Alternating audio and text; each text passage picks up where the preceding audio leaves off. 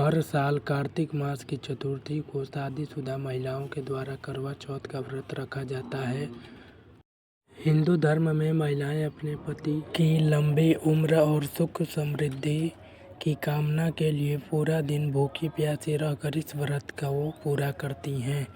लेकिन करवा चौथ की कहानी के बिना यह व्रत अधूरा है। ऐसे में व्रत रखने वाली महिलाओं के लिए आज हम लेकर आए हैं करवा चौथ की प्रसिद्ध कहानियाँ, जहां आप पढ़ेंगे कि इस व्रत के पीछे की सच्ची कहानी क्या है। कौन थी वो स्त्री जिसने पहली बार इस कठिन तपस्या को किया और क्यों।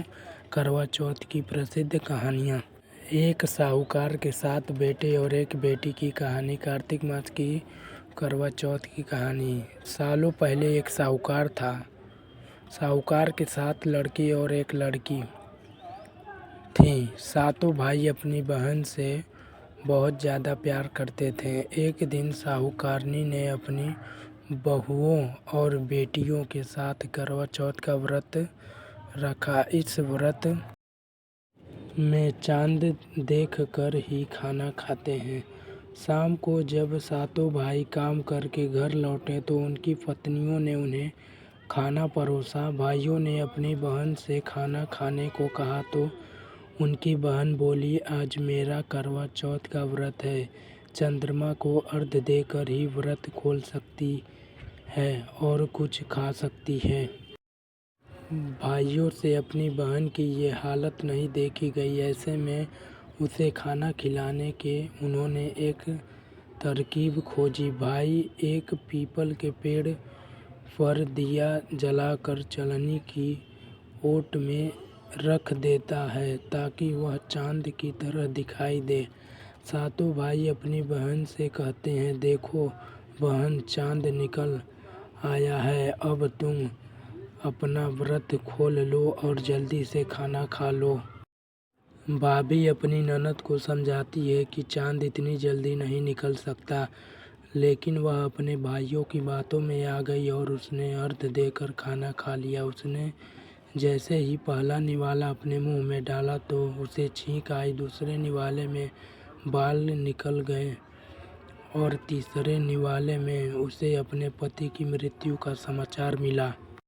यह सुनकर वो बहुत ज़्यादा दुखी हो गई और यह बात अपनी भाभी को बताई। तब उसकी भाभी ने पूरी सच्चाई बताते हुए कहा कि व्रत गलत तरीके से टूटने के कारण माता उससे नाराज़ हो गए हैं। बहन अपने ससुराल के निकली। वह रोती हुई जा रही थी। तभी रास्ते में उसे एक बूढ़ी औरत मिली। उसने पूछा, बेटी क्यों रो रही है। उसने सारी बात उस बूढ़ी औरत को बताई। तभी बूढ़ी माई बोली, माता तुमसे रूठ गई है, तुम्हें उन्हें मनाना होगा। तुम साल के चारों चौथ के व्रत पूरे विधि विधान से करो और उनसे प्रार्थना करो कि वह तुम्हें सुहाग दें। इस पर वह निश्चय करती है कि वह अपने पति का अंतिम संस्कार नहीं करेगी और अपने सतीत्व से उन्हें पूर्ण जीवन दिलाकर रहेगी। बहन ने सभी व्रत पूरे मन और श्रद्धा से किए। कार्तिक के महीने में बड़ी करवा चौथ आई तो उसने अपनी सभी भाभियों के साथ उसने भी व्रत रखा। शाम को उसने सभी सुहागिन औरतों से अनुरोध किया और बोली, यह सुई ले लो, ये सुई दे दो, मुझे भी अपनी जैसी सुहागिन बना दो।